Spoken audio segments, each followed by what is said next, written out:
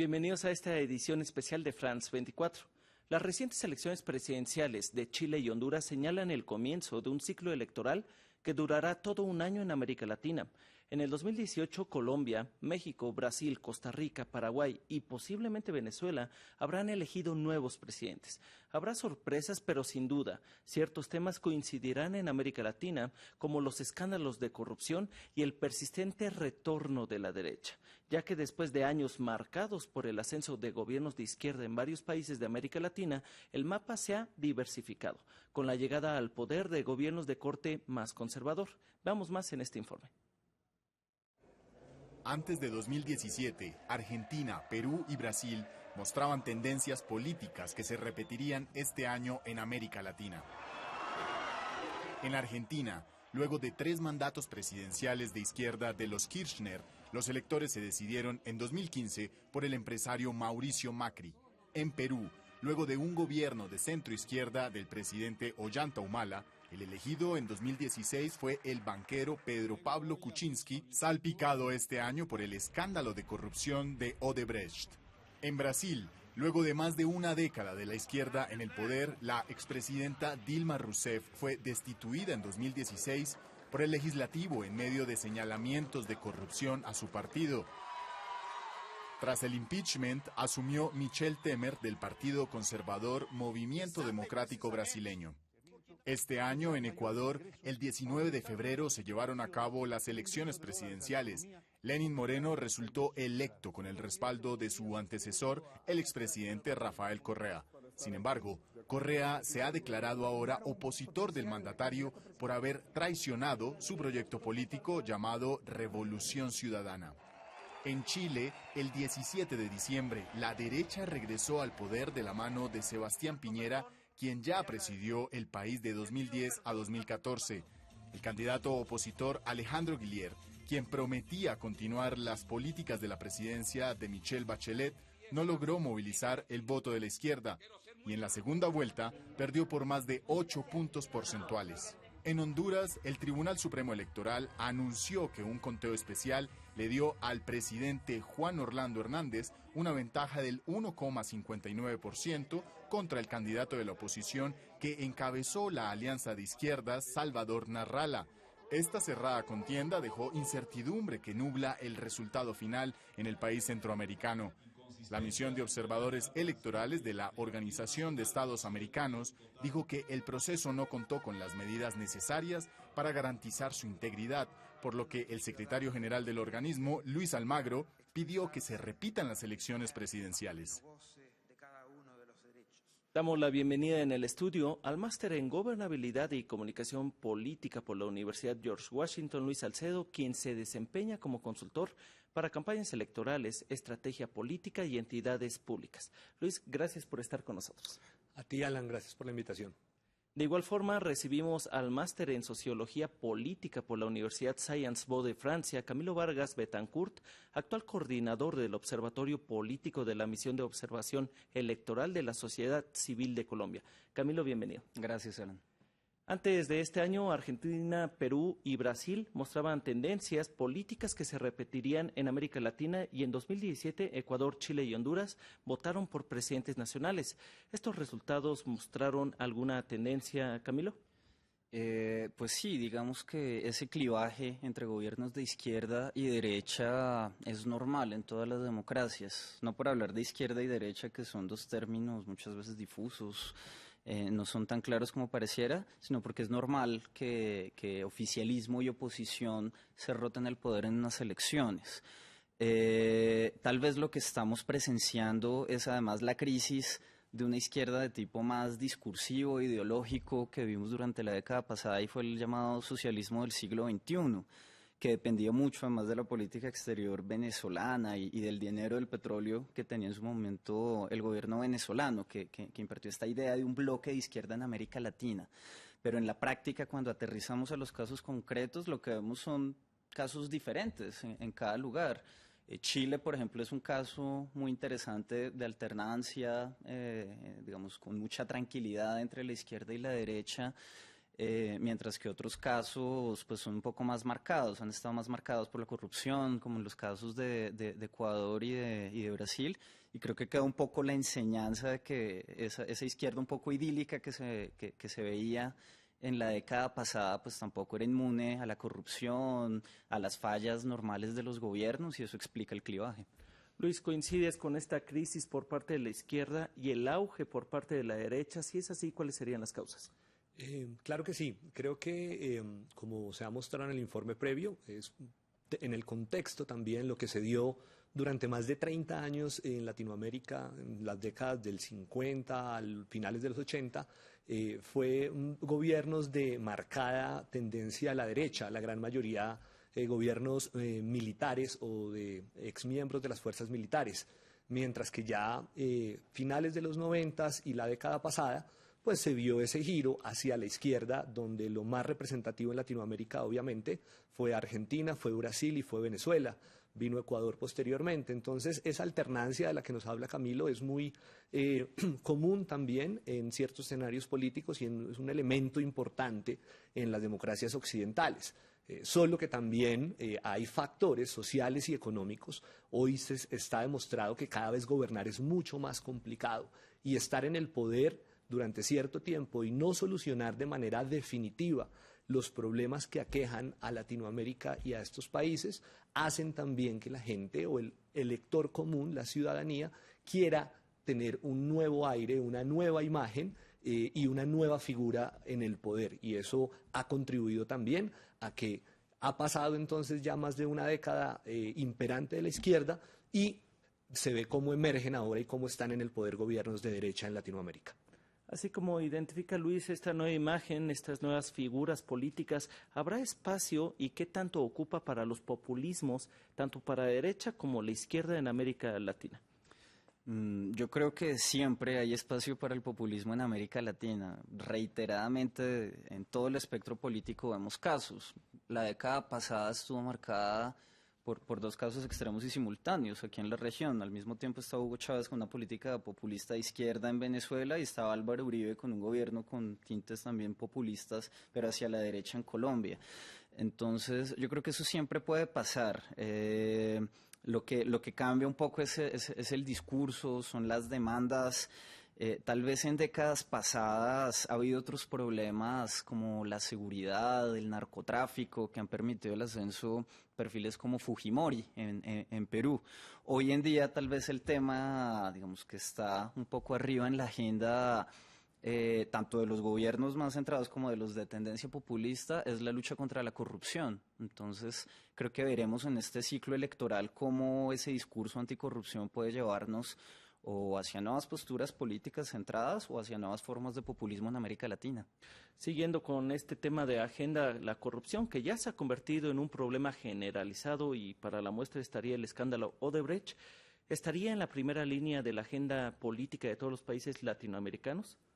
Bien, no diría que en todos, pero sí en donde hay, sin lugar a duda, una traza o ya se hubo o se identificó un hecho puntual de participación de Odebrecht entregando dineros a la financiación de las campañas.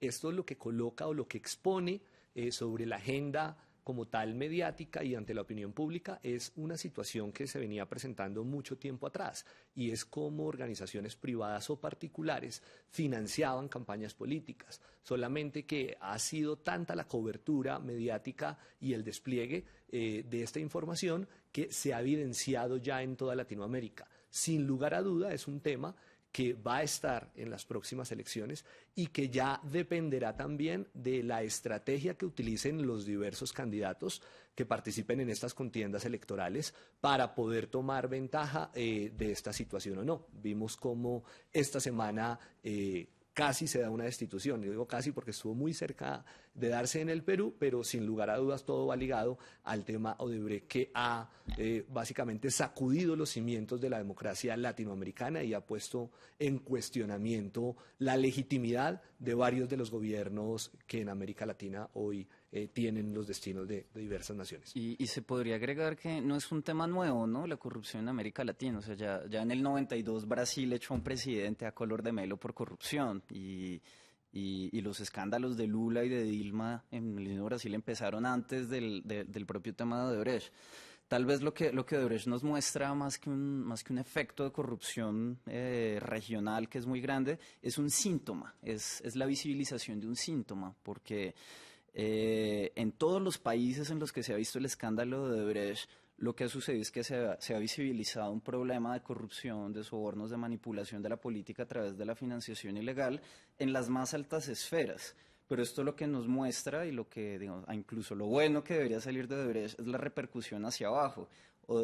Todos los países de América Latina están llenos de pequeños Odebrecht a niveles regionales y locales, y es posible que esta sea una oportunidad de empezar a visibilizar eso, por lo menos a generar un poco un pulso ciudadano de tener presente el tema de la corrupción, digamos, como un problema de la política. Es algo que se ha mantenido demasiado tiempo como algo normalizado. Hay un efecto de reciente impacto que sería el ascenso de políticos lejanos a la política, al menos en las contiendas electorales, y un efecto que no solo está visible en América Latina, sino también a nivel global. ¿A qué se debería este efecto?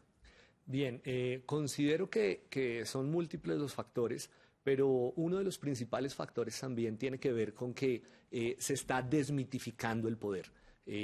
Unos años atrás solamente podían acceder al poder quienes pertenecieran a una estructura política muy fuerte, con muchos años de trabajo en el campo electoral, o quienes pertenecieran a familias económicamente poderosas o a grandes conglomerados.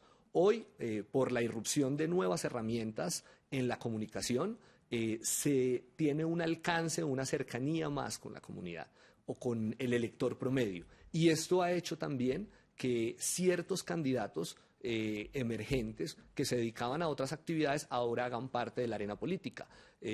Un poco trayendo a colación lo que ha plasmado Moisés Naim en su libro del fin del poder es eso, que cada vez es más fácil acceder al poder. No cualquiera puede, pero es mucho más sencillo. Lo difícil ahora es gobernar. Y lo más difícil aún es sostenerse en el poder, porque hay una cantidad de mecanismos que controlan el día a día y en tiempo real las acciones de los gobernantes. Entonces sí es un atractivo para que figuras que pertenecían a otras áreas estén ahora irrumpiendo en la política, y muchos con resultados destacados obteniendo posiciones importantes, principalmente en el Congreso en Latinoamérica, pero vemos que con la llegada de Trump al poder, pues claramente se da un antes y un después ya en lo que tiene que ver con países que tienen una determinación en la política global y económica. Podríamos entonces definir, Camilo, que la política se ha vuelto más personalista, más dependiente de figuras individuales y también de las redes sociales, que hoy en día tienen un impacto mediático que no tenían un alcance previo. No necesariamente lo primero, seguramente que sí lo segundo. Es decir, más personalista la política, no lo creo. La política en América Latina, sobre todo, ha sido supremamente personalista desde siempre. Tiene mucho que ver también con esa tendencia al populismo. Pero el rol de las redes sociales, de los medios de comunicación hoy en día, sí que cambia las condiciones en las que se juega. Pues, como decía Luis, es muy interesante ver cómo esos personalismos o esos grandes partidos que antes tenían acaparados los puestos políticos a figuras, por lo general abogados o militares, que eran los únicos que podían ejercer el poder, hoy han dado paso a un campo mucho más abierto, donde sigue jugando el personalismo, pero donde otras figuras ya vengan más del sector social. En la década pasada en la que tuvimos digamos este predominio de la izquierda, o ya vengan del sector empresarial en esta nueva generación de políticos, pues tienen más cabida, tienen la posibilidad de abrirse un campo de popularidad dentro de los electorados latinoamericanos y de acaparar también el apoyo de la clase política que se ve un poco flotante. Luego sí, las redes sociales amplían el espectro y digamos que aumentan la posibilidad de participación de otras figuras que antes no se entendían como políticos. Agregaría algo más, Alan, que creo que es importante, y es que si bien hoy han cambiado variables en el ejercicio de la política y de la política electoral, se sigue necesitando tener una estructura fuerte de partido para movilizar votantes, y se sigue necesitando los recursos financieros y económicos para poder adelantar una gran campaña. Solamente que rasgos de la personalidad propia de esta época en que se vive, donde el individuo cada vez es más individualista, donde está más encerrado en sí mismo y en la información que le llega de manera directa. Esto ha hecho también que el ciudadano promedio trate de identificarse con alguien, y ese alguien generalmente son figuras reconocidas públicas de otros medios, a quienes él sigue en sus redes sociales o con quienes ha generado una identidad, mientras que el político tradicional es visto, como ya sabemos en Latinoamérica, como alguien asociado al continuismo, a la corrupción o a prácticas no santas. En razón a eso, lo que busca el elector promedio es una cercanía, y por ahí también se justifica el hecho de que estas figuras emergentes crezcan y surjan con tanto reconocimiento a nivel latinoamericano. Este año que comienza, el 2018, tendrá varias elecciones presidenciales en la región, hablando de Colombia, México, Brasil, Costa Rica, Paraguay y posiblemente Venezuela estarían viendo nuevos mandatarios. ¿Qué será la sorpresa y qué podremos esperar de estas elecciones? Hay un tema interesante, digamos, que también se podría generalizar hasta cierto punto en la región, y es que por todo eso que acabamos de decir, pareciera haber una crisis de los partidos políticos, que no es de ahora, digamos, que viene de los últimos años o incluso décadas, pero cada vez más los partidos políticos van perdiendo la identidad, la coherencia, y eso lo que nos genera es una gran incertidumbre. En casos como Colombia, como México, vemos la emergencia de candidaturas independientes de los grandes partidos, al mismo tiempo que vemos alianzas o uniones un poco ilógicas, digamos. Es el caso en México, estamos viendo que se forman unas coaliciones un poco incoherentes entre fuerzas de izquierda y de derecha dentro de los grandes partidos y los partidos un poco más pequeños, con fines, digamos, que uno podría llamar electoreros, y eso también empuja al electorado a buscar otras figuras, que al perder ese referente de la identidad del partido político, se van es por el referente de la personalidad que más o menos los representa, de figuras un poco más independientes, vengan, digamos, de lugares un poco novedosos, un poco outsiders, y eso hace muy difícil hacer predicciones, porque entonces aumenta la complejidad y aumenta la incertidumbre de estos procesos electorales. Es que son precisamente estas alianzas las que no permiten identificar tendencias de derecha, tendencias de izquierda y temas que para otros campañas electorales eran mucho más identificados. Estamos hablando de temas como el aborto, como derecho de las mujeres, la relación del Estado con las iglesias, la política pública frente a las drogas o los matrimonios del mismo sexo. Ya no son tan pronunciados o no son priorizados en las campañas electorales. ¿Así te parece, Camilo?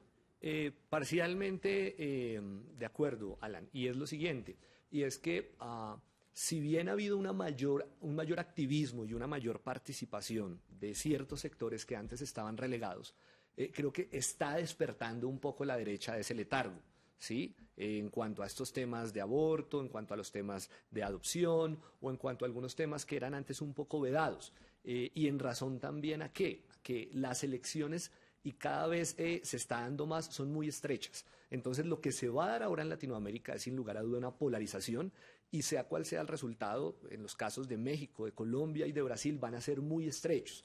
En Brasil se estará a la espera primero de que habiliten la candidatura de Lula, y en dado caso de que se dé, pues tiene una margen de avance. En Colombia está la polarización dada en cuanto a un candidato también de derecha, y otros que siendo derecha no quieren parecer serlo. ¿Por qué? Porque están buscando el centro, inclusive las izquierdas extremas también están buscando el centro, porque es ahí donde está el elector indeciso, que es fundamental para poder ganar las elecciones. Entonces se está dando de cierta manera por debajo de la mesa, cuando están marcadas las tendencias de izquierda y de derecha, frente al ciudadano, al elector común, el candidato va a tratar de mostrarle una posición mucho más moderada.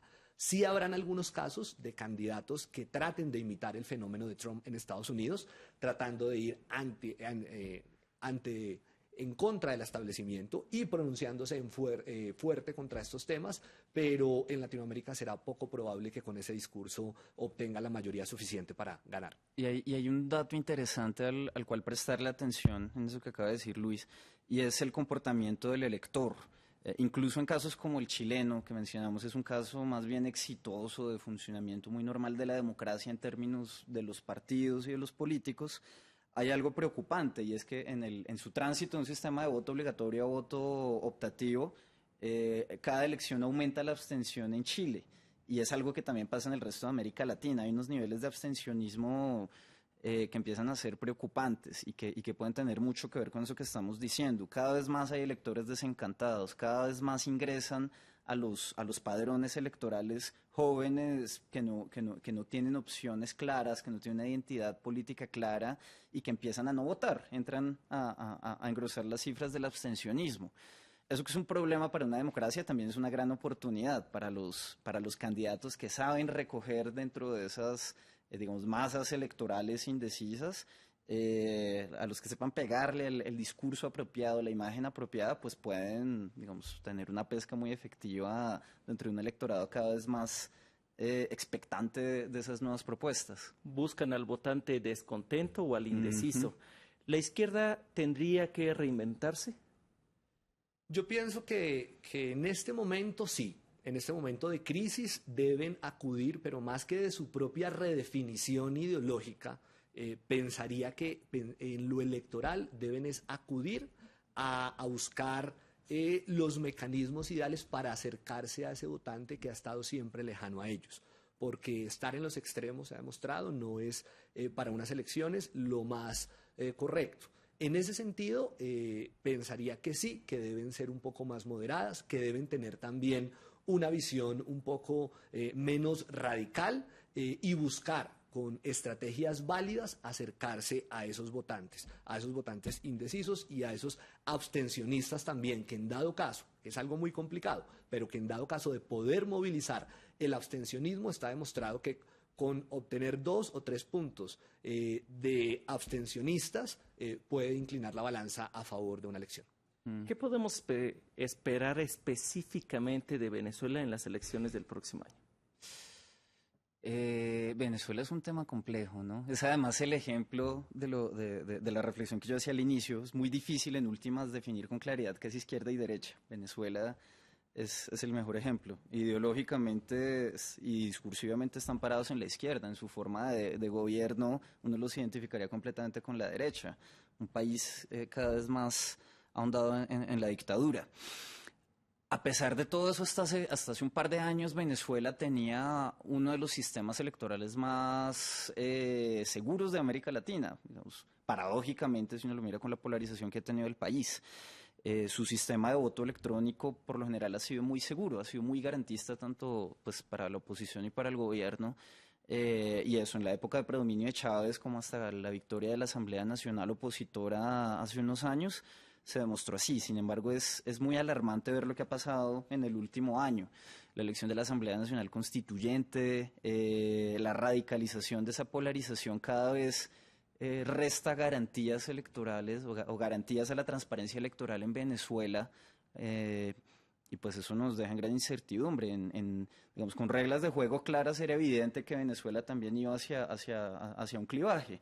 Después de la muerte de Chávez y el gobierno de Maduro, era claro que la oposición empezaba a ganar mucho peso electoral. Hoy en día no es claro si el sistema es lo suficientemente garantista como para respetar esa tendencia. Vemos que el gobierno se aferra al poder de forma cada vez menos transparente y pues eso es muy preocupante para una democracia.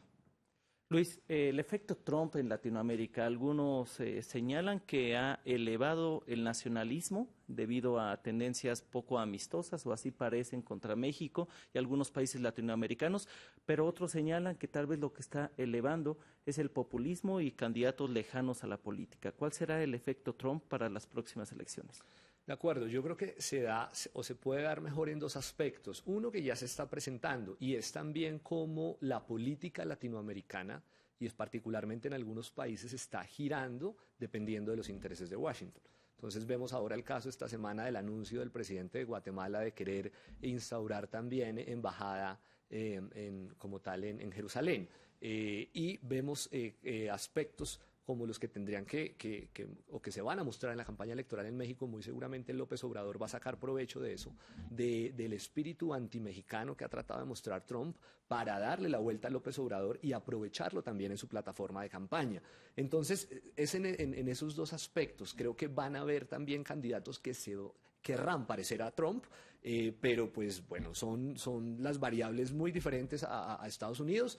Considero que sí puede estar generando un choque interno en algunas naciones y unos movimientos anti-Trump y otros a favor de él, pero sin lugar a duda lo que viene principalmente en estas tres elecciones, México, Brasil y Colombia, pues va a ser determinante. Y hay un aspecto muy interesante de la llegada de Trump, y es que lo más determinante, creo yo, que tiene la política exterior de Trump frente a América Latina es su indiferencia. Obviamente América Latina no es una prioridad para la política exterior de Trump, y eso puede poner electoralmente a América Latina en un escenario muy interesante.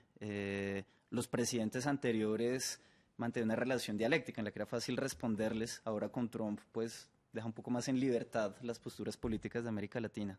Camilo Vargas, muchas gracias por habernos acompañado. Gracias. Luis Salcedo, muchas gracias por tu compañía, a ambos y a todos ustedes por seguir la información en France 24. Los mantendremos pendientes de las elecciones en el 2018 y sigue la información en france24.com.